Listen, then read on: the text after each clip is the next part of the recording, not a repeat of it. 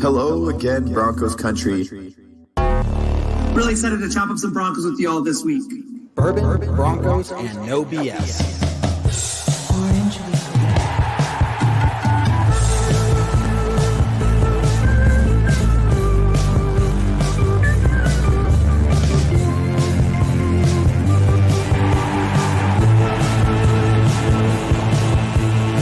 It is that time, your favorite time of the week. We're not for the Raiders, Chargers, or Chiefs. So grab your brews and your fantasy league. We got that blue and orange blood that you bleed. Rock, Lindsay, Sutton, and Judy. We are that Mile High Broncos country.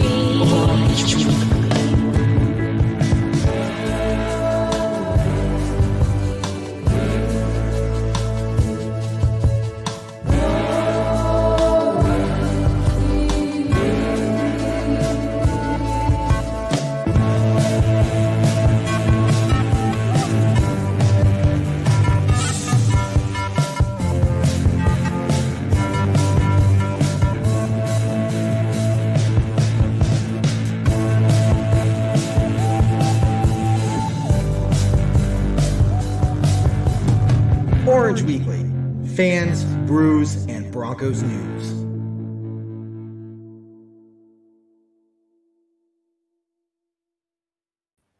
Hello, Broncos country. Kev Dan here, joined with David. Wow, I haven't even started drinking yet. Bourbon, Broncos, no BS. Maybe I have started drinking. I just don't want to say so. Glad you're all here tonight for some Broncos talk, although the Broncos did lose quite in a fashion. It was an interesting fashion. Yeah, but we're going to get to that. I'm not going to let you get away with that Derek nonsense. Derek. There's never been a Derek here. Could be. No, what if there's not? Hey, Team Puffball, we're all good. We're all good. Yeah, is that what it is? You're just going to paper over it with that, Kevin, huh? Hey, don't make me switch to Team Visor. I really don't want to switch to Team Visor, but I will. It's Jared and his wife. I mean, it's a team, I guess. I don't know. We've got the numbers without you. What I'm saying is it's a privilege to be on Team Puffball. Just remember that.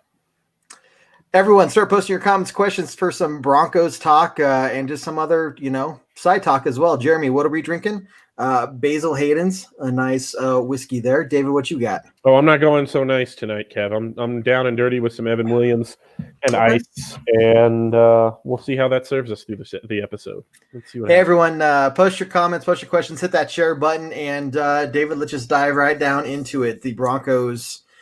Well, we know what the Broncos did, but what are your start off with some of your thoughts, man, as we get hold up. Oh, no, get out of here. Oh, man, I knew it. I knew it was going to happen. And I want everybody to know now that Matt would be wearing this gear whether or not the Falcons won this week, but the fact that they did win this week makes it just an extra kick in the ass for us. I didn't know Matt had Falcons gear whatsoever. Like, I've never seen him. He's always like, I'm a Falcons fan, but I have yet to see him wear any of it until now. To be proud of for like 3 years. Listen, all I got to say is this week you beat the Broncos. There you go. Well, yeah, but all y'all were really quiet in that group chat.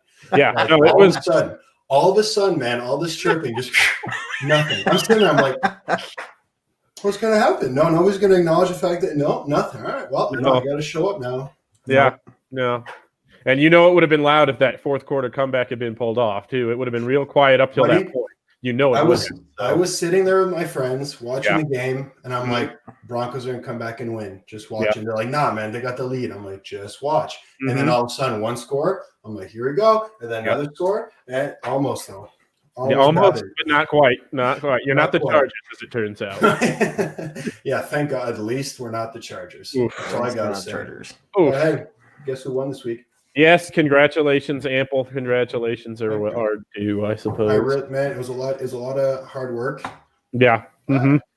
I can't help but notice the ever rotating fandom in the back of the wall, especially. I can't see the Patrick Mahomes poster anymore. Now it's got a big When do the Broncos play the Chiefs again? Oh God, who even?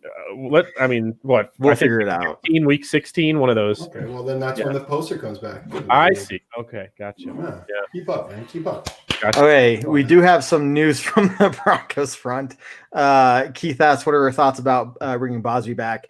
It's good considering the cornerback play this week. And so, yeah, I mean, that was a huge gaping hole that we had on defense that just picked us apart, man. So, Bosby back. I'm not really sure what Vic Fangio and Ed Donatel saw in Devontae Harris in practice that made them think, yeah, we can keep this guy on our 53-man roster and shuttle Devontae Bosby back and forth between the practice squad and the active roster, and nobody will notice. And, he'll just step in and look like a guy who can play snaps right away for any team in the NFL, and then we'll just shuttle him back to the practice squad like it's nothing. We got lucky with getting Devontae Bosby back. Yeah, all right. Man. Yeah, okay. Yes, this dude is a Falcons fan. He's got a lot of problems. When they beat the fucking Saints in whatever week they play the Saints, which I think they probably will now. Of course they will. Every year, man. Yeah, it's going to be a thing. Hell yeah, Robert. Hell yeah. I tell you, every year, man, the Falcons go 1-on-1 with the Saints. They can't beat anybody else, but fuck it. We'll beat the best teams. We'll beat the Broncos now. Congratulations. I hope hang on. Like, we hung in there against the Broncos. I hope it makes you feel like big men. Not really. Yeah, I wouldn't think so. Nah. What are we, like 3-6, man? Yeah, right. Anyway, back to Bosby. Glad to see him here. Hopefully he stays on the 53-man roster for the rest of the season. The better news this week, though, is we certainly will get probably Bryce Callahan back. AJ Boye a good chance to come back too. So top players coming back in the secondary as well as good reinforcements. Shelby Harris too, another guy up front who we definitely missed against the Falcons.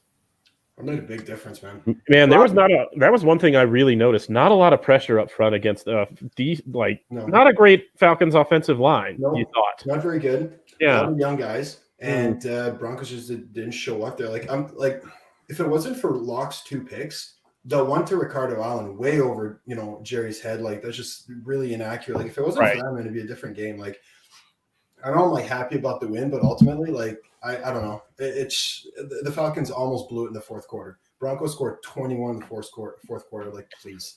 If they could just score like 21 in the first quarter and then I'll just take it over the first half, like 21 in the first half. Something. Like the first half. I'll take that. Yeah. The next time we score 21 points and a half, I will be very, very pleased. Unless the other opposing score is like 42. But we don't have to talk about that. What happened in 1998? The Falcons in the Super Bowl. Oh, yeah. Yeah. Against a team that really had no business being in that Super Bowl. But we can talk about that. Who's the quarterback? Like Chandler something? Yeah, not Kyle Chandler. He's an actor. Something Chandler? Whatever. Yeah. Whatever. Sounds like somebody who lost the Super Bowl. I don't know. Twice now. Fuck. Who knows, man? No, don't worry. I'll have to go another 20 years before we freaking win one ever. What do you think? Do you think they hire Raheem Morris full time to be the coach? I mean, if they keep winning. I don't know. I'm really down for a complete overhaul in the culture. Like, it's going to, I say hire the GM first and go for the coach. I'm hoping for Eric Bieniemy. Oh, man. That'd be a pickup. That'd be a pickup. Yeah, hell of a pickup. Raheem Morris, I mean, so far they've won 3 of the 4 games he's coached.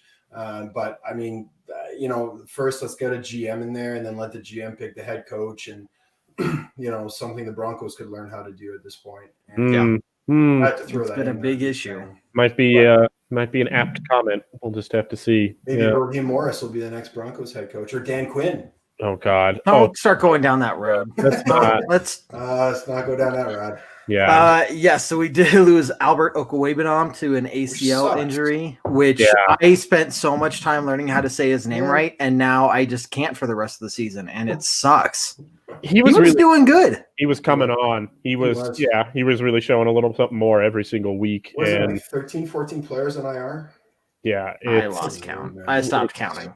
It's heartbreaking. It's a triage ward is what it is. It's Yeah, we're gonna change the name to the Broncos Stadium to the ER. Something. Pretty much. At this point. I know we bring this up every week, but again, I'm happy for the win. Like, clearly I'm not that happy. It's fuck the Raiders. Absolutely. Fuck the Raiders. Yeah, at the end of the day, man, fuck the Raiders. But like Broncos at full strength, different story. I'm not repping my jersey and my flag as proudly as I am now. And right. the only reason I'm doing this because you guys didn't say a word to me all week. It's fair. A cold shoulder. Nobody wants to be my friend anymore. So it's fair. You brought it upon yourself. Listen, it's fair. You have every right to gloat. Enjoy this moment.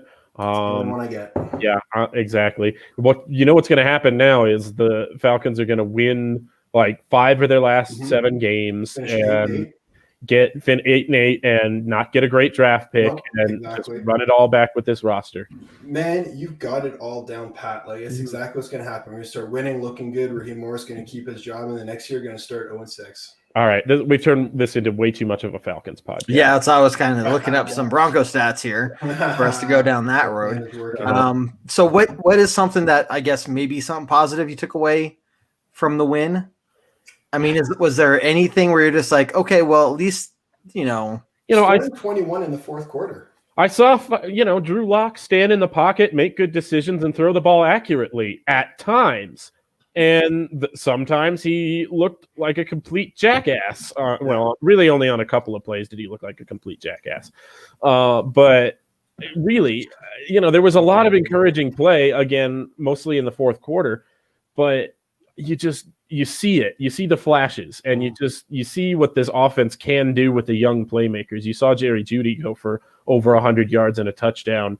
Guys are emerging. Guys are trying to help and get it going, but everybody's so young at the same time.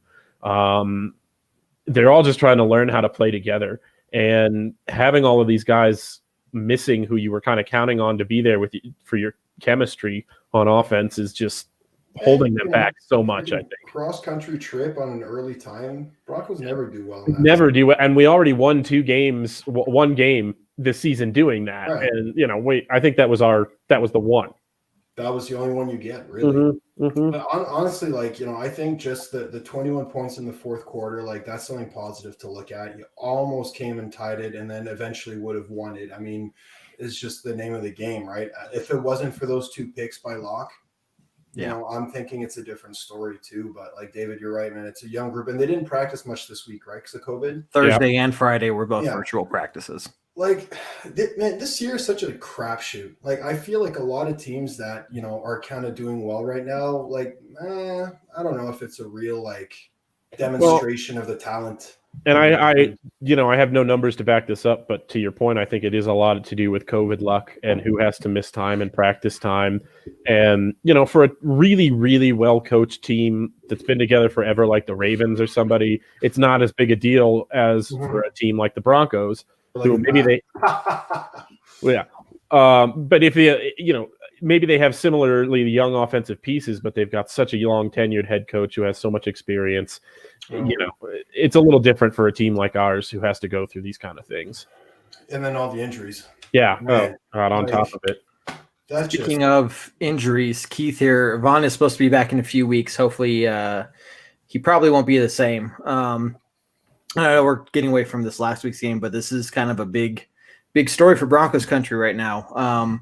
He did say that I think this last week he said that 3 weeks to a month he's going to be back, or at least able to play. So depending on how the rest of the season goes, do you think he should come back no matter what, or just maybe based off the situation if we're in the hunt for a playoff spot? Or I think there's a number of options here, and I don't personally know if we want to just bring him back out just to bring him back out.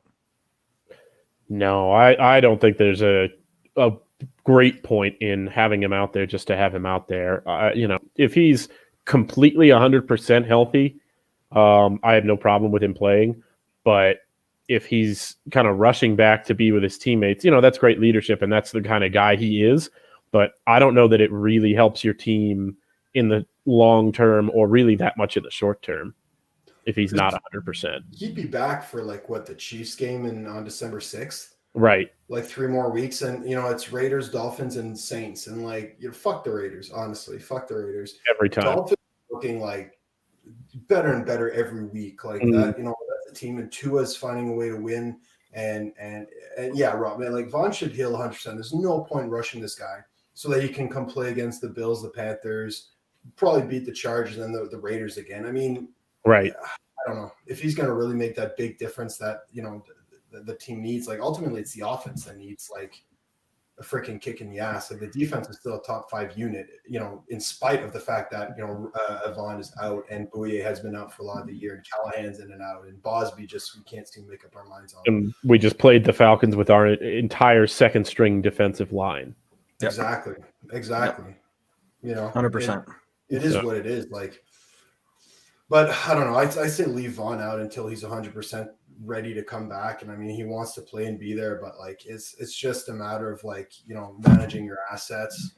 Keeping the health up. And like, there's already so many issues with injuries. Like if Cortland Sutton was on track to come back, different story. I'd be like, no, let's bring Cortland back on the field. But Vaughn, I don't know at what point it'll be worth it. I mean, like there may be an 8th team in each conference now that makes the playoffs. Maybe. But are the Broncos really in a position, to be pushing for that 8th spot right now at 3-5? I mean, yes, potentially, but it's going to have to be like, 6 straight wins for that to happen. Mm-hmm. Yeah. So Debbie is talking about, and so we'll see about Vaughn, this time, in a month or so, we'll have an idea of pretty good idea of what they're going to do with him. But Debbie here talking about if we get a seasoned quarterback, even mentions Wentz is going to be available. I'm going to say for me, no, we have to let Drew Lock develop. You can keep Cam Newton becomes available. Oh, no. Here we go again. No. No, the point is, it doesn't matter if you get any seasoned quarterback. Just because they're seasoned doesn't mean that they're good. And I'd rather have Drew Lock develop over a couple of years and see what we got versus grab some random free agent quarterback that has experience but may not do anything. The Patriots are doing worse than the Broncos this year, and Cam Newton is a big part of why. Oh, yes, Jared's here. Oh, awesome. We're going to get Robert's question here in a second, but first, Team Visor has finally decided to show up. Get out of here. All right, good. I'm glad. We took him away. He got a little preview, now he's gone. Question, man. Shermer, I mean, if we dump him, it's going to be, 5-0 season, 5 years now? You can't. That's a hard one, but man, he's not inspiring really. Why isn't he back here? Jared, what's holding you back? Oh, that mustache, man. Oh, you like the Movember, huh? Oh, I do. You know what? Oh, I like it. I like it. No, I'm going to back you up on this one, man. Thank you. I appreciate it. It is dirty. It is not getting any better in the next couple. It's here. If you want to close up. All right. Oh God, it's there. Oh, it's there. Hey guys. So yes, I'm sorry. I'm sorry for being late. I want to apologize for being late, but I do want to go back to. I am definitely drinking the hard Scotch whiskey right now after that loss to Matt's Falcons. And who scored? Say his name. Of course he did. He's on my fantasy team. I'll say his name. La Julio de Jones. It's Mr. Jones for you. It's Mr. Jones. The way he burned Ojemudia? Oh God, it was filthy. You're taking advantage of a kid that was a kid out there. All right, he has a family. He has a family. Yeah, he has parents. Lining up. You're right. He has parents. Jones. What do you expect? Single coverage. No, he got shook out of his shoes. All right, but jeez. All right. So what I jumping on? What are we talking about? What's going on? What are we talking about? The Raiders or what? So we went first from veteran quarterbacks to Cam Newton pretty quickly, and I'm trying to shut Matt down on this Cam Newton thing. Why not, man? Basically talking about, do we need to get a veteran quarterback, somebody with experience? Wentz is going to be available this offseason, and I think just more than him. So, people are kind of getting sick of Drew Lock and whatnot. But the interesting thing I saw this afternoon was since 2017, the Broncos have put up 27 points or more only 8 times. 4 of those times have been with Drew Lock. Yeah. So also, how about the other stat? Since 2015, we've had 150 quarterbacks starting for the Denver Broncos. There's that one too. I keep if they had showed the carousel thing, I would have remembered. It's approximate number. But that's also the approximate number of hairs on your upper lip right now. Is 150. You know what? No, Jared, don't listen to them. Keep strong, man. 100%. I got your back on this one. It's going to take you 3 more years to grow that mustache. I think Which is a shame. December, it's coming off. They're not going to let you. Yeah. Honestly, I don't think my wife's going to let me for the Christmas picture, so I'm just going to have to come off eventually. Yeah. The question is, it's like this. Like, are you guys sleeping in the same room right now? All right, let's go. Let's talk about this. So we're talking about veteran quarterbacks. Andrew says yes to Wentz. I'm 100% on the lock train. I also don't like the fact that he hasn't gotten better with his footwork. Obviously, when it's a little bit more of a backyard ball where it's just kind of like, okay, feel free to make mistakes. He's thrown it a lot better. That's something that we've seen, and I think that's the biggest part is we have to find that equilibrium between the Patriots game and the Falcons game. Right, playing too safe all the way up till the fourth quarter, or just throwing it all around and throwing interceptions. There's an equilibrium there that we haven't found yet, and I think that's the issue. And again, between coaches and quarterbacks, I'm just sick and tired of going through so many of them every year and not getting anybody to get a little bit of consistency in there. Talk to me after a couple of years. I get it, we want to win now, but talk to me after a couple of years of this guy. So, Robert, didn't mean to skip over your question, but this flows right into it. We're kind of talking about it right now, and I think that's exactly what you got to do. You got to keep them. Let them develop with Drew Lock and the rookies and the really young offense in general. So you give them a COVID year this year. You give them a real off season next year, like Matt's saying. Yeah, you give the guys who are supposed to be starting time to practice together. Right? Exactly. And you're right, Cody. The protection has to be consistent. You've got to have guys on the front five available every single week. You can't be having your Austin Schlottmans rotating in there and your Jake Rogers rotating in there and seeing meaningful snaps. Instead of signing some veteran quarterback, like either re-sign Bowles, sign another tackle, get some help like elsewhere instead of that veteran quarterback. Yeah, because absolutely. I love Wentz, but Wentz is, he's having a bad year and he's injury prone, like more so than Locke is, right? So, and like Cam Newton, I literally just rep Cam Newton just to piss off Kevin. So, like, it didn't work. Oh, I got a great reaction out of you. What are you talking about? And I don't think he should be signed. Cam he needs some other fit, but keep Shermer and Shermer. Man. So here's the thing too, and Cody brought it up, and I'm not sure if you guys seen. And shout out to Cody if you're still watching. Man. Some of his film breakdown is actually really good. If you haven't gone checked out his film breakdown. He does a really good job breaking it down. I saw something about the Atlanta Falcons defense towards the last quarter. There's a lot of, I think it was Rod Smith that said something earlier in the week about, oh, well, he's only throwing well when they're playing, prevent defense, but it wasn't the case for whatever reason. The Falcons were trying to lose the game and wasn't playing prevent defense when they were up by 2 scores. But we just couldn't capitalize on it. But yeah, no, I mean, it was just a backyard ball, but I agree. I think the offensive line, and you know who's disappointing me the most this year, and I really, really want to do better, is Lloyd Cushenberry. And I know it's tough. I know he's a rookie center. It's the toughest position on the offensive line, but he's getting. I mean, it's a lot. It's a lot.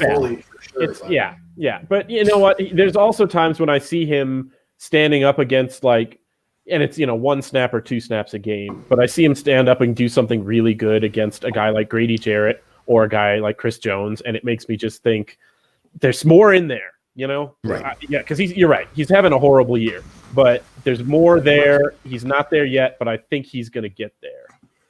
The fact that he's actually playing every game this year is kind of like, it's good for the experience. He has to get it out of his system, but a rookie center, man, you're the quarterback of the line. You're getting punched in the face every play. Like, I dare any one of you to go in and try to play offensive line for a whole game. It's not fun, man. And this guy's like playing against elite players every week. Like, he's going to face Chris Jones yet again. He's going to have the Raiders still have a stout enough defensive line to put pressure. And Grady Jarrett's a beast. Like, that's just a few games. The Steelers week, the entire defensive line could be all pros. Like, you know what I mean? Like, and Matt, how many times did the Falcons double A gap blitz? Like, that was just. I mean, he's having to really make those decisions. Exactly. Right. Like, at some point, he's going to look bad just by the fact that he's standing there and trying.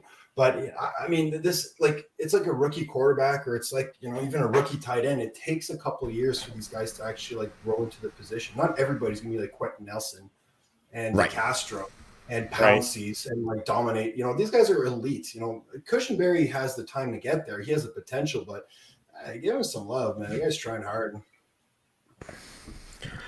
Yeah, and I think, a big thing is we talked about the offensive line, and Drew Lock just does, I don't know if freak out or, panic is the right word, but you see some of these other quarterbacks that are veterans and have a ton of experience, but they just sit there. They sit there in the pocket.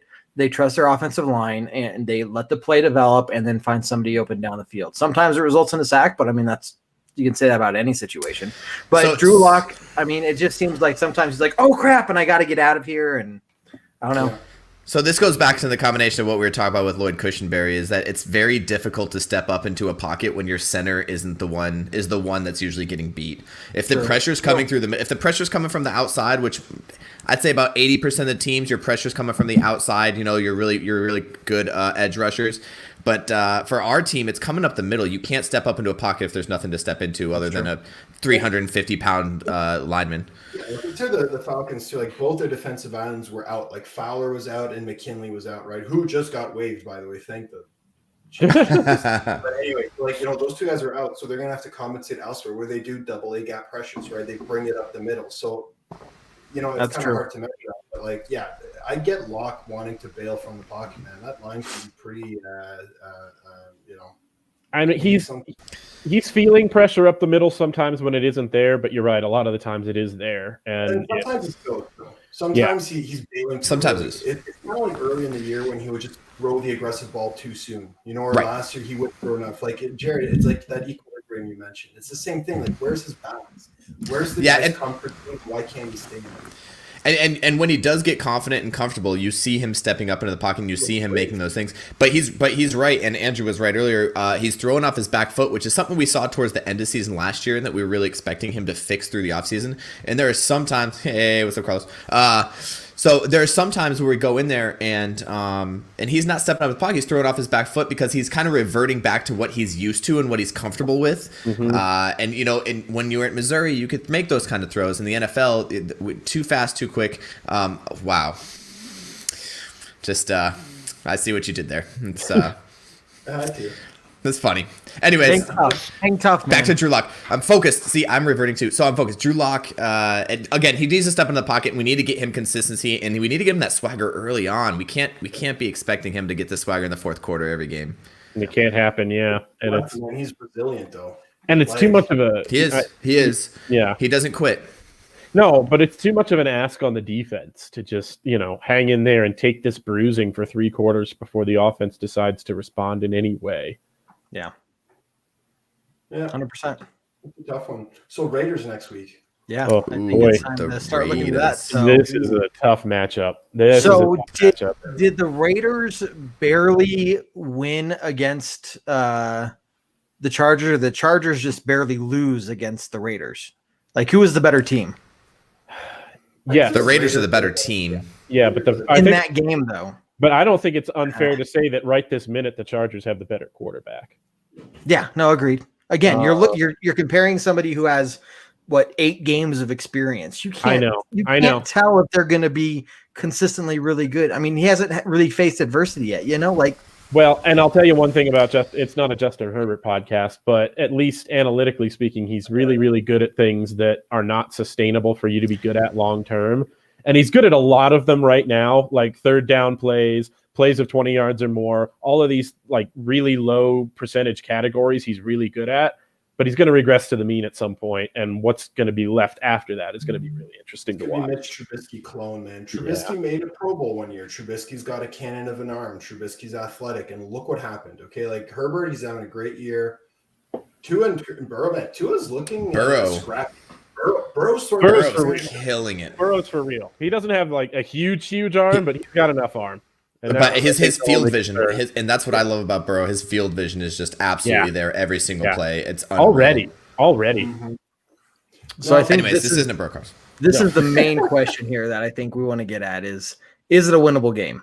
Too many Raider fan friends don't want to listen to them all week. Look, the guy who sits next to me in my office, he's not only Army, but he's also a Raiders fan, and it's just gross. I also something don't we want can to hear agree about on, Kevin. There you go. It's definitely a winnable game, but you've got to play better run defense than you did against the Falcons, which the Falcons don't have a great rushing offense. The Raiders have a great rush. The Falcons have an okay rushing offense. The Raiders have. You, by the way. All right, the Raiders. Yeah, the Raiders have a great rushing offense. I don't think. But guess who we get back? We get Shelby Harris back. That's a big deal. That's a big deal. Huge deal on the run defense. It's a big deal, but he's one guy, and Josh Jacobs is a fucking monster. So, it's going to be – if you stop that, you have a good chance of doing everything else right on the back end, but that's a big ask. Yep. Yeah. The other thing, too, is Callahan was a scratch last week, and it was kind of surprising that he ended up being a scratch. So he should be back, which is a big piece. And then we have, obviously, so this is strength for strength. Their offense versus our defense. Their offensive strength is running. Our defensive strength is run defense. I'd say their offensive stability is running, but they've got a great vertical game, man. Between Aguilar and Ruggs, those guys can stretch the field and make some fucking catches, man. Aguilar against the Chargers was on fire. Like they put it to the Chiefs as well. They're the only team that's beaten the Chiefs this year. They also beat the Saints, but they got crushed by the Bucks and they lost to the Pats. Can't seem to do anything. No consistency. There's no consistency there. But at the end of the day, the running game is very strong for the Raiders. But their vertical passing game, like Ruggs and Aguilar being able to take the top off and catch the play action deep throw, you can't ignore that. It forces you to play two safeties deep. Oh, yeah. Aguilar is having a complete career renaissance there. He looked awful in Philadelphia, and he's he's a different guy. They're just using him for that one deep route. Yeah. That's it. In Philly, they want him to be the number 2 receiver and do all this stuff. Aguilar is an excellent deep threat, and they're using him for exactly that, and boy almighty, it's working well. So one thing to keep in mind is the Broncos are ranked at number 4 in run defense. Mm-hmm. They are, but go ahead. I mean, this goes on what you were saying. So just looking up his stats, because you don't hear Ruggs much. You don't hear him getting picked up in a lot of. Got him. Well, wait a minute. No, I have to respond to that. That hurts. That's not okay. There's a lot of things I'm comfortable being called. Team Visor is not one of them, and Phil Simms is not one of them. I want to make that very clear. In that order. In that order. But it's close, is what I'm saying. It's 1, 2. All right, go ahead, Jared. So I'm looking up Henry Ruggs' stats here because you don't see him getting talked about much. You got 10 receptions on the season for 220 yards. That's 22 yards per reception. 10 receptions on the whole season. They're only using him as a vertical threat. Oh yeah, that's what he was drafted for. Yeah, you know what I mean. He is a deep threat, and the thing is, regardless of his stats, he forces a team to at least have one safety deep, right?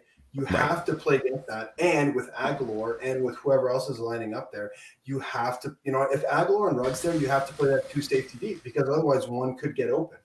Yeah, right. Absolutely. It's not a matter if he's going to score the stats, but it's the role he plays on the field. So to play those 2 safety deep, Yeah. Why do you think that I changed David's name? No, that's all me, man. Yeah, come on. I mean, I appreciate that you think that I'm that creative and that I would do that, but we might have to change Matt's name. Sorry to interrupt. I just wanted to address that before we moved on too much. Good. Try to change it. Yeah. Look, I think we can stop this rushing attack. All right. And like you said, if we can stop that, then we have a solid chance to win. At least, our defense is going to be able to do what they can on their side of the ball. And it's, again, up to our offense to go out there and make something happen. So I'm not worried about I mean, you look at the Raiders' run game, obviously it should make anyone worry, but I think we can hold our own against them. Well, and I'll tell you, this offense for John Gruden is exactly what he wants it to be. He wants to make you commit extra defenders to the box for the run game and then take shots over the top of you. And he's got the personnel. Right. They built his team around that power run game with it, the deep threat, to throw off the play action, right? It's here's what we're going to do and freaking go for it. You know what I mean? Try to stop us. Right. Stop us. And some teams haven't. Absolutely. It can be done. It's just, it's gonna, we've seen the secondary do it when all their guys are in. If Boye and Callahan are both back, that helps you an awful lot. But just having Callahan's speed against one of those guys, Aguilar or Ruggs, is going to help you a ton. But they've also got Darren Waller, who has had, last year gave us fits in both starts. Pretty exceptional tight end, man. Yeah, he is so a great tight end. Yeah. Oh, you know what? I take back my previous comment. You're right. The Falcons is the worst running offense, and you got scored on them. Thank you, right? Yeah, thank you, Jared. What's on your mind? I was trying to look up Oakland Raiders stats, and nothing was coming up for this year, and I was wondering why. I couldn't figure it out until it hit me that they are no longer the Oakland Raiders. I'm let's focus less on what's on Jared's mind. I'm still focused on what's on his upper lip. Like, we've gone through that. We've gone through that. But we need to go through it again. It's a good start, and Jared, I fully, honestly, 100% support you in this. Oh, I support you because it's hilarious. But thank you. Wait, what? Yeah, I support you because it makes you laugh. You're laughing with me, not at me, right? All right, yeah. I'm not even laughing. I support. So this is what I was looking for originally. So, how many points the Raiders have scored in every game, and this is what has been surprising me every single week. 34, 34, 30, or 34, 34, 20 against the Patriots, 40 against the Kansas City Chiefs, 20 against Tampa Bay by getting stomped, only 16 against the Browns, and 31 in the win last week. Those are some big point numbers to be putting up, and we're expecting our 32nd ranked offense to keep up with this. We're really going to need some big stuff. We're going to have to take a note from the Cleveland Browns defense on that and how they held them to 16. The only saving grace is they have the worst ranked defense. Yeah, they do. Yeah, is that they bottom of the league, right? Even in terms of like the running defense is 26th. The covering defense, like the pass defense, is 31st. Like the Raiders defense is shite. So there's a chance to keep up with them. But Jared, you're right, man. Like, is this sort of beat up, inconsistent offense going to be able to put at least 30 points on the board? Right. Before the last minute. Can they do it before the last minute of the game? Yeah. And you're not playing with the Falcons here. Like, not a guaranteed choke. You know what I mean? Right. Like, no. And I think what you've got to do, you've got to see if you can establish Philip Lindsay as his old self again, early. And, people have bad games. He had a bad game against the Falcons. Nobody on the offense had a good game until the fourth quarter. But the offensive line wasn't having a great day either. If you can get Philip Lindsay going, getting him those 8 or 9 yard chunks that we were seeing him get against the Chiefs, and then that next week, it totally changes what this offense does. So if you can establish him early, keep them on the field in second and manageables. If I see them run on another 2nd and 10, I swear to God, I'm going to throw the remote through my television. Like, you know what sometimes makes you want to throw your remote through the television? Yeah. When you're shopping and looking around for insurance. Okay, that can get really, really frustrating, right? We've all been there. And so when you're shopping around for insurance, homeowners, car insurance, property, whatever, renter's insurance, you definitely want to give Centennial State Insurance Agency a call. Their number is below. It's a smaller insurance agency, but I tell you what, they will give you that personal interaction and trust that you won't get from any other big organizations, such as, let's say there might be one out there that rhymes with BIPO. I don't know. But these guys will give you a dedicated insurance agent that when you call, if you need something, God forbid, they'll be the ones that walk you through and help you through whatever you're dealing with. They know you, they know your family, they know your situation, and you're not going to have to worry about sitting on hold for 30 minutes, hoping that somebody eventually in maybe another country answers the phone, and maybe they care, probably not, because they just want to go home and get out of there for the day. So definitely check them out. And best thing, if they're not the right choice for you, they'll tell you. They will straight up say, and it happened to me a couple weeks ago, I was shopping for car insurance, and they said, based off this situation, we're not the best people to go with right now. Come visit us again later down the line if some of these things change. But, and that's the kind of trust and honesty you're not going to get with any other big organization. So give Centennial State Insurance Agency a call, 303-838-0554, and you won't have to throw your remote through the TV. There you go. You guys, just a little peek behind the scenes on how we do this, guys. That is called a transition in podcast terms, and it is not as easy as it looks. So I've been waiting for one for 15 minutes. You've just been looking for TV at the remote of the TV though. That's the best. We're the one on the show. I have, huh? The one on the post game podcast was smooth. That was good. Speaking of the post game podcast, first off, make sure you guys download. Yep, go follow. Make sure us. you guys go look it up and listen to the pregame podcast too. Not as good, but it is of decent quality. So plenty of podcasts out there for you. No, it's good. It makes me laugh every day.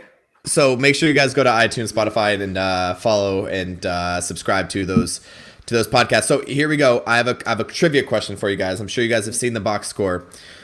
Denver Broncos threw the ball 48 times. Drew Lock threw the ball 48 times. How many times did we have a designed run play? How many designed run plays did we have? Designed? 18? David, you got the option?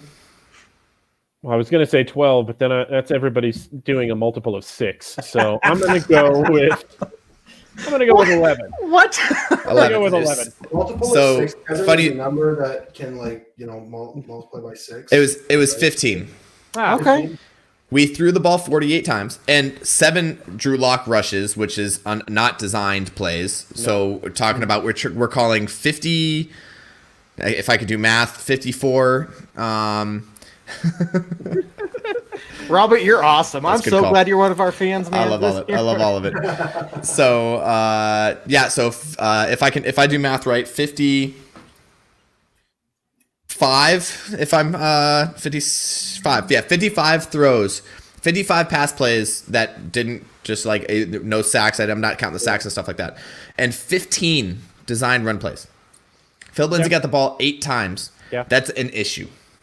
It is. Yeah, it's one of those things. You fall behind early, and your offense is not effective right away, and you try and start taking shots. So, and I am, me, you've heard what I've said. I'm 100% not in the camp of getting rid of Pat Shurmur. But why? Why would you abandon your running game? And maybe it's not going. You're finding yourself in the third and long situations over and over, but it seemed to me like they just weren't committed to the run game. And so I agree, and B, what? I want to go back to, so I know, right? But I will say this, you could get really caught up in the game.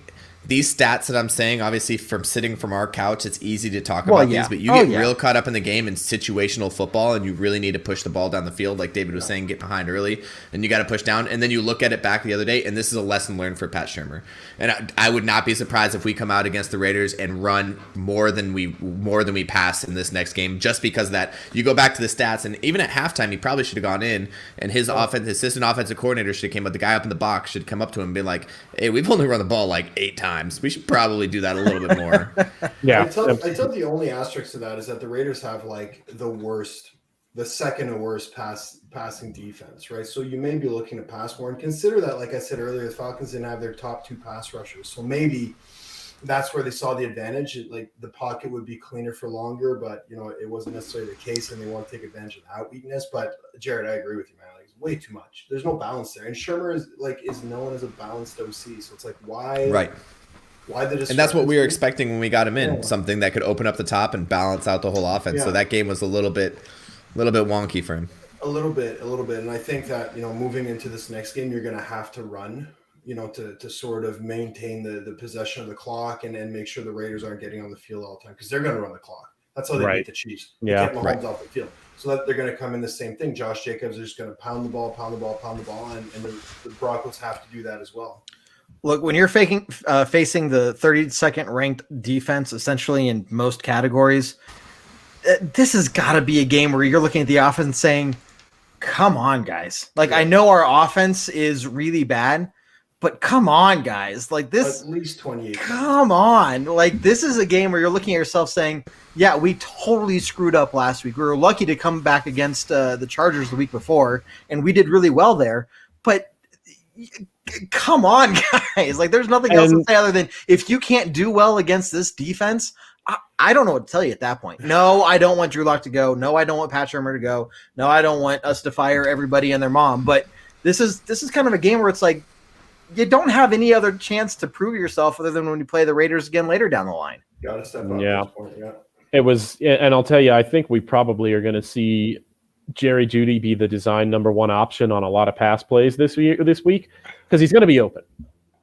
Just at this point, I think you can say that against most secondaries that we're going to face from here on out. Jerry Jeudy will be open.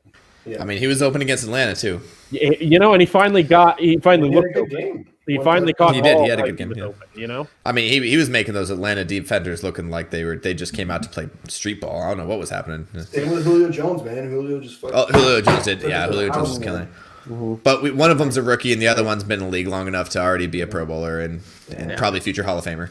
Yeah. So Andrew, I get when you're in the second half or going into the fourth quarter, getting close, and you're behind. Okay, now it's definitely a time where we just need to try and get something big going. But when you're talking about only running the ball essentially, let's say 8-9 times in the first half, yeah, you're down, but you have an entire game to get going. And why not try to eat up more clock and keep your defense off the field, give them a break? Now, I get it. It wasn't really working, but we weren't giving it a chance to get going to begin with. And this goes back to the situational football I was telling you about, like looking at the stats now. Obviously, you look at it like, okay, we have an issue. But when you're talking about you run on first down and you get a 2-yard loss, like I think their second possession, Philip Lindsay had a 3-yard loss on one of the runs, just got blown up. It was now 5 yards, yeah. Yeah, now you're talking about a second and long. And Kevin, you already got mad at Pat Shermer for calling a run on a second and long. So same concept. Like you got to look at the long game. I probably did, but when you did, yeah, you were like, stop running it on second and long. Well, I was passionate in the moment, okay. And actually, it was Raymond that said if we run on 2nd and 10 again, he's going to throw his remote to the TV, which you won't have to do if you go through Centennial State Insurance Agency. But really, even Raymond, I know. I just come on, let me go. But even Raymond said it. Okay, so obviously in the moment, I'm not really thinking logically. That's why I'm a fan. I'm not a coach, and I'm very passionate. Right. But seriously, bottom line for me, you've got to stick with the run game. You've got to get a chance for these guys to get going. Versus, I guess, again, panicking too early. Like, holy crap, we're digging ourselves in a hole. I get it. It's not working out right away, but you've got to commit to it at some point. And when you find yourself down, 14, 17 points late in the second half, now it's time to really, we've got to stop this. We got to open things up. But anyway, that's just me. I get it when you're second and long. I don't know. It's trying to outcoach the other team. Second and long, they think we're going to pass, we're going to run and try to get, but it's like you're outcoaching yourself. You're overthinking these situations, right? It's situational football, but at the end of the day, you got to play to your strengths. Unless Lindsay is having, even Gordon, but unless Lindsay's on fire, he's on momentum, try to get the ball to your best player, and that should be either Noah Fant, who is looking kind of shaky, still kind of banged up. Jerry Jeudy, that was scary. AJ Hamler is flashing great. He's coming on. He's coming on. He's figuring it out. Tim Patrick is still a pretty reliable receiver. He might have a down game, but good Lord, this guy's still good. The strength of this offense is clearly in the passing game if Lindsay's not hot. But if he's hot, you got to give him the ball. Second and long, even third and long, that guy could get you 10, 15 yards, without really wincing. So, they're kind of out-coaching themselves at this point, which sucks. I think so. So interesting point here, and I'm sorry to interrupt there, but yeah, Noah Fant, obviously we're hoping he really gets back to full health. I'm worried about him really injuring his ankle again and being out for the year. But Nick Vannett was the number 1 ranked offensive player. And we haven't really heard much from him this last season because it's been Noah Fant and Oka Webenam, which I don't get to say the rest of the season. But Nick Vannett stepped up and, he did decent. So I think he's going to be a solid tight end too there. Yeah, well, we'll see. This was his first good game and his only good game. Well, look, we need him to be good. The only reason he was really in the first place is because both Noah Fant and Albert O were off on the sidelines with injuries to begin with. He was ranked above. Actually, Albert Okuwebenam is the second best player on the offense. Garrett Bowles was number 3. So. Surprise. Yeah. But yeah, well, Jared's old favorite Troy Fumagalli comes back to the roster too, so we'll probably see him in. Jared's very excited about that. Yes. Yeah, and back to Tim Patrick. I think you saw that the hamstring was still maybe bothering him just a little bit. He and Locke just kind of weren't on the same page. And he maybe looked like it was probably a combination of the two, but it probably looked like maybe he wasn't quite 100%.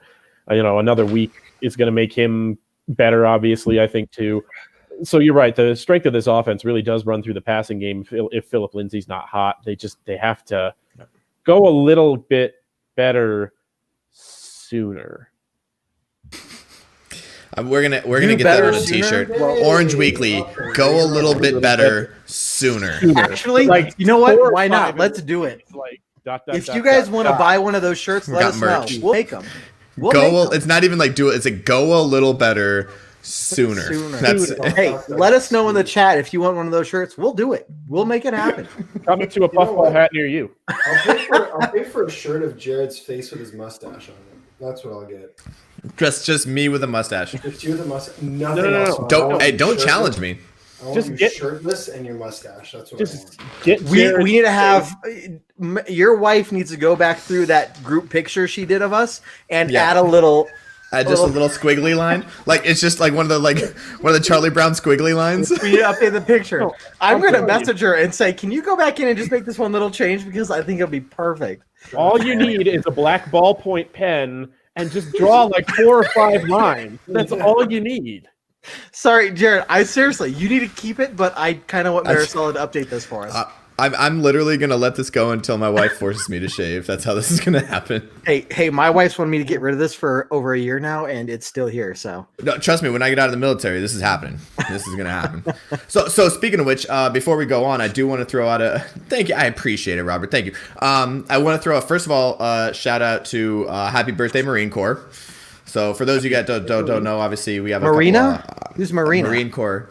Yeah, so we're gonna our little sisters, the Navy's little sisters. Oh, you guys are both. Wow. Yeah. It started out as a nice message, and then you're both just taking shots. All right. Yeah. So also tomorrow is Veterans Day. You guys obviously saw the new salute to service. So to all the veterans out there, salute to you guys. Thank you guys so much for what you guys do. And I guess it's kind of weird. Looking at you, Jared. For me, I know I feel now it's like thank you so much for what we do. But no, though, for real though, if you guys are active duty or serving, I know what it takes to go through. Kevin knows what it takes to go through. Thank you guys so much for everything you guys do. Absolutely. Okay, so Raiders coming up. Obviously, don't want to step too much on the pregame podcast more than we already have. But I guess big picture stuff.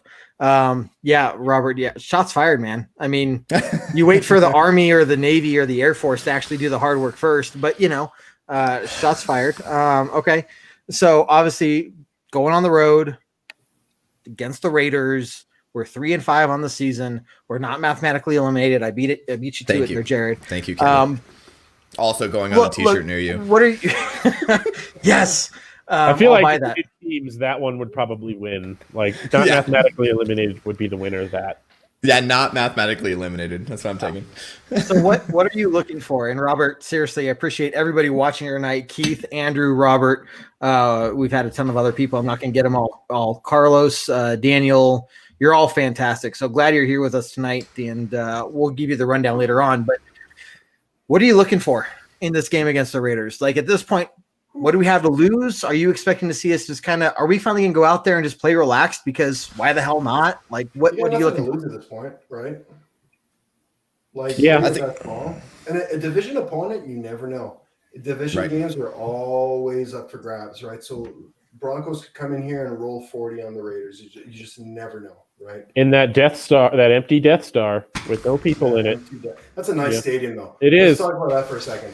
Wow, beautiful stadium. The stadium looks amazing. And for the record, this was going to be our Orange Weekly meetup in Vegas, and obviously COVID ruined that. So, well, and I'll tell you what, I don't know if any team has had a stadium glow up in history like the Raiders to go from that literal cesspool of a stadium in Oakland to like the nicest stadium in the league. It's that's pretty nice. Is it the nicest though? Like I get how high tech and between them and the LA. Sorry. I mean, LA. There's always going to be another team better than the Raiders because the Atlanta Stadium. The Atlanta Stadium is pretty freaking nice, man. Like 5 years ago. Get with the times, Matt. It was like 2 years ago. What are you talking about? 5 years ago? What 5 years ago when you started growing your mustache? Maybe, yeah. But like, come on. Yeah. So what was your question again? Something about the what are we looking for? What are we looking for? Oh yeah, okay, yeah. Big picture. Had a few of these. So I want to go back to the Pat Shermer, Drew Lock scenario. I think they need to find that balance, and I do like. I don't think it's the play calls that's making him play scared. I think it's his own self-conscious making him play scared. Mm-hmm. Some of these play calls, there's people open downfield. He's checking down a lot. There obviously people are going to have their questions on certain play calls, but I honestly think that like it's a Drew Lock confidence factor in the first 3 quarters of the game. In the fourth quarter, when it's like, screw it, what's the worst that can happen? He's obviously doing really well, so I want to see that balance there. And between that balance and the balance between the run game and the pass game, I want to see that be more 50-50, and I want to see Drew Lock taking a few more shots downfield and trusting his receivers. Yep. And, Jared, I'd say it's night and day when you see Drew Lock think he has time to stand in the pocket and when he doesn't think he has time to stand in the pocket. Whether he actually doesn't or not, when he thinks he has time, he'll step up. He'll maneuver around a dirty pocket, step up and find a throw down. And yeah, exactly. He sets his feet and throws the ball exactly where it needs to be. And when he doesn't, bad things happen. It's a real interesting difference. And how do you meld these two guys into one? You know? Absolutely. We got to run these guys. Now, one thing that I picked up on last week that I want to kind of tie into this week, there was that timeout early on. It was, about midfield. It would have been about a 58, 59-yard field goal. They go to punt, call a timeout, and then they end up going to punt again. Now, here's what's interesting to me is Coach Fangio in the post-game press conference said that he wanted to go for it, and then he let the special teams coordinator talk him out of it. And so I guess for me, I'm like, well, you already called the timeout. McManus was hitting 68-yard field goals before the game. Why not go for it at that point? And so where does Coach Fangio's decision-making kind of come into play when it comes to these games? And what would you like to see from him moving forward? In the time it took you to talk that out, that's less time than he had to make a decision. Okay. Right, so that's the biggest piece. That's the biggest piece. You're going into this game like, why not? So there's two things. And from a leadership position as a head coach, you have to trust your coordinators because that's all you got. You have your coordinators to be able to give you the advice on what their coordinators can think. He knows his kicker better than Coach Fangio should know his kicker because that's his role. So whether or not we agree with it, go ahead, Matt. This we can agree with. Keith, that one I agree. I agree with that one too. But the thing is, like, I totally get you, Jared. Like, you got to trust your coordinators. At the same time, like, as the leader of the group, when you make a decision, you've got to stick with it. You got to take it. And if your special teams aren't ranked the absolute bottom in the league, like they are, like, by a hold on. Special teams unit in the league. Do you see this? Our kicking unit is our after point and our field goal kicking unit is not the reasons we're bottom of the league. For sure, 100%. But at the end of the day, that special teams coordinator is leading the worst special teams unit in the entire league by a lot. By a lot. He's not really the guy I want to take advice from. So there's that point. But I just more in terms of like Fangio makes a decision and then he switches last minute because somebody tells him otherwise. I don't think Belichick does that. I don't think Tomlin does that. I don't think Harbaugh does that. I don't think any of the coaches that have consistent success do that. If he's going to make a call, he better live and die by his call. If you make a call and you change because this guy told you that, like, I get it. You want to trust your coordinators. If the Broncos special teams were like highly ranked in the league and corners like, no, do that. And then he changes because of that. Sweet. Different story. But, I just kind of, I have an issue with this consistent misuse of timeouts and clock management. Like, at some point you just got to like make a call and stick with it. And that's just kind of, that's what I thought we'd be seeing with Fangio. This guy's like got like 200 years of experience coaching, and then he's still making this. I'm like, So is this a learning point for Coach Fangio? Is he looking back at that saying, I should have just gone for it? Because again, what do we have to lose at this point? And it kind of felt like the Falcons are playing like, what do we have to lose? Fuck it, let's go out there and do it. Exactly. The Broncos are kind of in that same position too. Like, we were trying to get to 500, but at the same time, it's like it's early in the game. It's the first quarter. Fuck it. Let's try it. Let's see what happens, For those points. Yeah. And that's my point is, I get what you're saying, Jared. Matt, I agree with you more. Hence but It's a 32nd ranked special teams. But Like, I also agree with Jared to the fact that like you got to trust your coordinators. They're no, there for I you. do too. Yeah, You yeah. have to. So that trust was his and- decision. He had to make a decision to either go against his coordinators and make and keep the decision, or trust his coordinators. I say when you call that timeout, split second you've made your moment. I mean, you decision. have like maybe 5 seconds to make that decision. And listen, we're sitting here and we're talking in hindsight, and you should have. Like, listen, totally right. From that perspective, I mean, I don't think any of us are right or wrong. I think it's just it's a matter of like McManus has a freaking leg, and you make a call and you roll with it. It's like Pete Carroll in the Super Bowl when they went and they threw the pass instead of running the ball. Like, if that had worked, he'd be called a genius. Exactly. And he says like you gamble and you make the call, and sometimes you win, sometimes you lose, but you stick with the call. Yeah, I mean, and Broncos country is not I mean, obviously, if he would have missed, everyone would have been like, "Why didn't you punt it?" and all this other stuff. But I mean, Broncos country shouldn't be numb to those kind of decisions. I mean, Mike Shanahan was probably the biggest gambler in the fucking NFL at the time, and he would go for 4th and 1 on their own 20. Like, he was absolutely ridiculous with the gambles. Yeah. Speaking of gambling and sports betting, Jared, is there something that we have to talk about there? Oh yeah, so Ray, I think we ended up 50% last week, just because Alberto got injured. He was 4 yards short of his. Noah Fant was injured, but he ended up covering his, and there was a couple other things that we didn't miss. We actually got the under on Matt Ryan's yards by 3 yards. So thank you for not throwing those 3 extra yards. But no, look, Ragers, if you guys go follow podcasts, anywhere you get your podcasts, go find Ragers, Raygers, and we are killing it this year. And if you are not on this train, you should be, because we are just, I think it's, if I do math in my head, we're at like 21-10 right now, which is absolutely ridiculous to think that on Broncos games alone, between the analysis and the sports betting mind of Ray is just killing it in the sports betting world. Go follow Ragers wherever you get your podcasts. So, David, I'm not sure if we've heard too much from you in this closing part in terms of what are we looking for. But I was just upset that we spent that much time talking about the special teams. But I think it needs to be addressed. Though, at this point, it has to be talked about. I understand why. It's just upsetting that it has to be talked about at all. Agreed. Kind of what we've been talking about for a few weeks now. I know we're not mathematically eliminated, but playoffs seem more of an outside possibility than a good possibility at this point. Let's say that. So I just want to see the team improve, offensive consistency, defensively come back a little bit, just get better every week and be a tough out for every team here on out, because we're playing some contenders from here on out. You've got Kansas City again, you've got Buffalo, you've got New Orleans. It's going to be teams that are going to be in it in January. Just play well against those teams. And it starts this week. The Panthers are no joke. The Dolphins are no joke. And the Raiders are no joke. So play well against all of these teams. Yeah. That's what I want to see. Okay, I think we're getting close to time to end this. And so, of course, Matt, thank you for being here. David Sims, thanks for being here. Jared's mustache, thanks for being here. It's always fun stuff. But we'll go around the room, some closing thoughts, and we'll end it with some plugs. So, Matt, over to you, bud. I like what David said. Like, just be competitive and play like you've got nothing to lose at this point, because you really don't. I mean, just lay it on the line and that's it.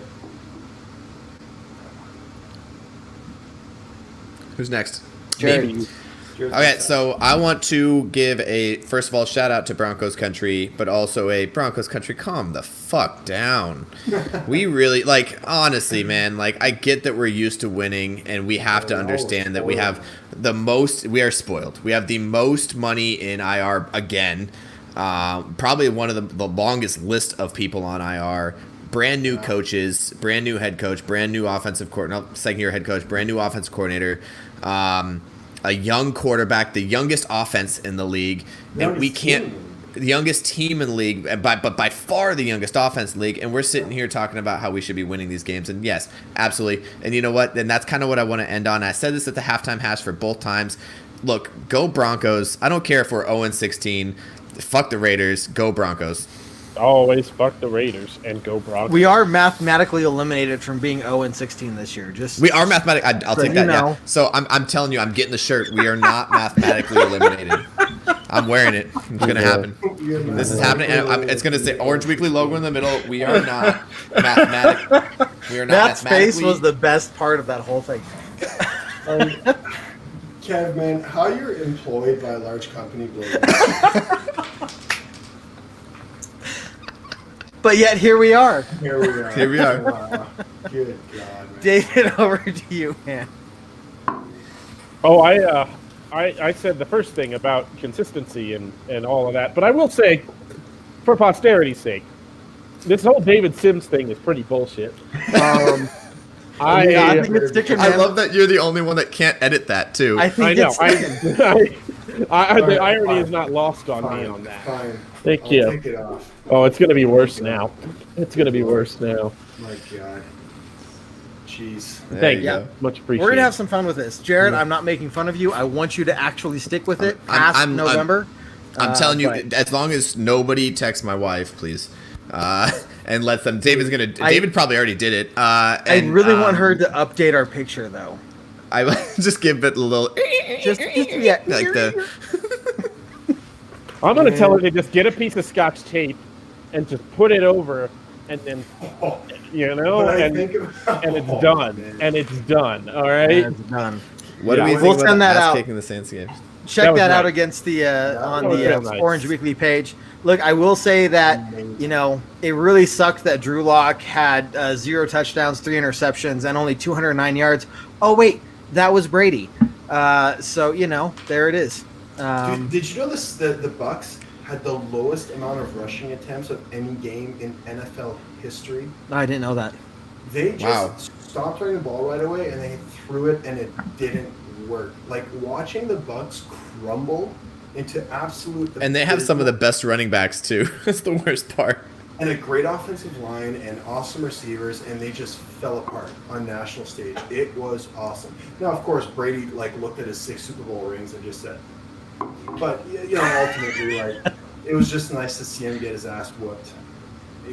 As much of a Falcons fan as I am, I love the Saints. I love Drew Brees. I'm really in his corner. I want to see them succeed. Yeah. It was just awesome to see that. Man, it was nice.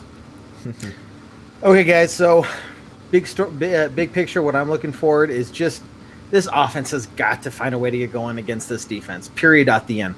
Look, we'll have 3 big pieces back to our defense, and that should keep us in the game. And so now you're looking at the offense saying, here you go. This is your chance to go out there and make yourselves look good. So I make something to go out there, like we've talked about all show. Be smart, be balanced. But again, you're 3-5. Just relax. Go out there and just play your game. Have fun. And so, have fun. Fun football for once. Yeah. So that's what I'm looking for. But really quickly, guys, before you log off, of course, we got a ton of podcasts. Pre-game podcast, post-game podcast, Ragers that we talked about before. We got Monday night Orange Weekly After Dark live on social media. We got this show, Bourbon, Broncos, No BS, every Tuesday, 7 p.m. Mountain Time. We got a pre-game show. We got a halftime show. We are the original Broncos halftime show. We are. The original. The OG. 5 years running. 5 years running, and then somebody down the line said, hey, look what they're doing. We like that. We're going to steal that. But here we are. And if you're watching, halftime hash is better. But check out all those shows. Dave and I are going to be at Colorado Cork and Keg on November 29th, broadcasting that game. I think it's against I can't remember who we're playing. The Bills game? It might be the Bills game. Dolphins? So, no, Dolphins on the 22nd. I'll be at that game. Yeah. Either way, no matter who we're playing, Dave and I are going to be at Colorado Cork and Keg in Castle Rock, Colorado on November 29th. Come out and join us. You tell them Orange Weekly sent you, get half off your first drink. Great drinks, great food, great atmosphere. Go check them out. And even if you go by not during a game, tell them Orange Weekly sent you, get half off your first drink. So ton of stuff here at Orange Weekly. Visit us at BroncosOrangeWeekly.com for the latest shows, podcasts, and some awesome articles by David. Between friends every week. We need to get some of us other people included, mostly me, because I said I wanted to do it and then I didn't. But anyway, we got tons of stuff coming at you guys' way every single week, win, lose, or tie. winning seasons, losing seasons, whatever the case is. So yeah, we're not going anywhere, and appreciate all you guys joining today. So, any last thoughts? Just the customary go Broncos. Go Broncos. Matt, take that shit off. Take care, everyone. He gets one. He gets his. Yeah, like you get the one hair on your face. Adios. Go Broncos. Fuck the Raiders. Fuck the Raiders. What I like, yeah, I do what I like, yeah, I do what I like. Sipping goose, sip is right, and I go with the flow, yeah, I go with the flow, yeah, I go with the flow, cause I know I'm the show. In the zone, here I go, in the zone, here I go, in the zone, here I go, yeah, they know I'm a pro.